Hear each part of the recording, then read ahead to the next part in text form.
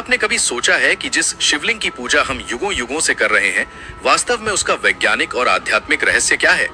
क्या शिवलिंग केवल एक पाषाण है? प्रश्न पर शिवलिंग वास्तव में क्या है? संस्कृत में लिंग शब्द का अर्थ होता है चिन्ह, प्रतीक या निशानी। ठीक उसी प्रकार जैसे गणित में सूत्र का अर्थ केवल धागा नहीं बल्कि एक फॉर्मूला होता है, वैसे ही शिवलिंग का अर्थ है शिव का प्रतीक, शून्य और अनंत। स्कंद पुराण में स्पष्ट रूप से उल्लेख है कि आकाश स्वयं लिंग है और पृथ्वी उसका आधार है। शिवलिंग वो स्तंभ है जिसमें पूरा ब्रह्मांड समाया हुआ है। भगवान शिव का कोई निश्चित रूप या जन्म स्थान नहीं माना जाता, इसलिए मानव को पूजा के लिए एक प्रतीक की जरूरत होती है। इसीलिए लिंग का निर्माण हुआ। लिंग का मतलब होता है सिंबल। जैसे अगर कोई व्यक्ति स्टेथोस्कोप पहने तो हम समझ जाते हैं कि वो डॉक्टर है, वैसे ही लिंग किसी पहचान का प्रतीक है। इस प्रतीक, जिसे हम शिवलिंग कहते हैं, का एक वैज्ञानिक यानी साइंटिफिक अर्थ भी बताया जाता है।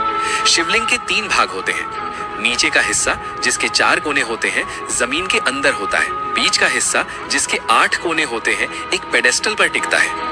ऊपर का हिस्सा जो गोलाकार यानी राउंड होता है वही पूजा का मुख्य भाग है। गोलाकार हिस्से की ऊंचाई उसकी परिधि का 1/3 होती है।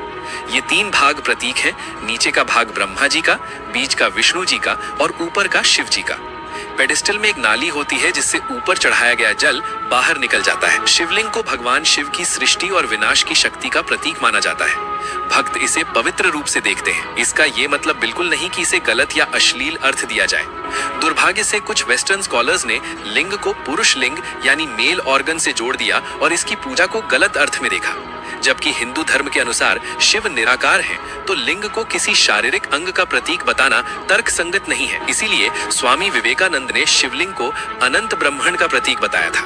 हिंदू धर्म साइंस का विरोध नहीं करता और ना ही किसी अन्य धर्म का। साइंस प्रयोग और ऑब्जर्वेशन के जरिए भौतिक दुनिया को समझने की कोशिश करता है, लेकिन हिंदू धर्म कुछ ऐसे प्रश्नों के उत्तर देने का दावा करता है जहां साइंस अभी तक नहीं पहुंच पाई है। शिवलिंग को पूरे ब्रह्मांड का प्रतीक माना जाता है। ब्रह्मांड को कई बार एक कॉस्मिक एग के रूप में दर्शाया गया है।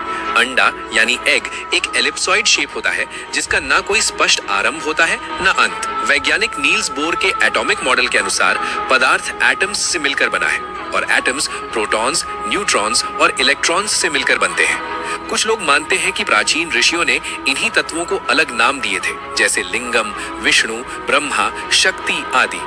संस्कृत उस समय की मुख्य भाषा थी।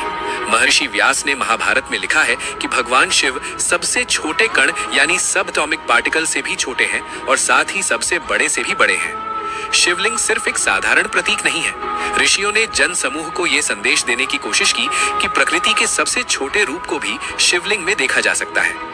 एटॉमिक स्ट्रक्चर में प्रोटॉन्स और न्यूट्रॉन्स न्यूक्लियस में होते हैं और इलेक्ट्रॉन्स उनके चारों तरफ घूमते रहते हैं। कुछ व्याख्याओं के मुताबिक विष्णु को प्रोटॉन से जोड़ा गया है यानी पॉजिटिव चार्ज, शिव को न्यूट्रॉन से यानी नो चार्ज, ब्रह्मा को इलेक्ट्रॉन से यानी नेगेटिव चार्ज और शक्ति को ऊर्जा माना गया है। विष्णु जी के चित्र में उनके नाभि से कमल निकलता दिखाया जाता है जिसमें ब्रह्मा जी बैठे होते हैं। कमल ऊर्जा और आकर्षण शक्ति का प्रतीक है।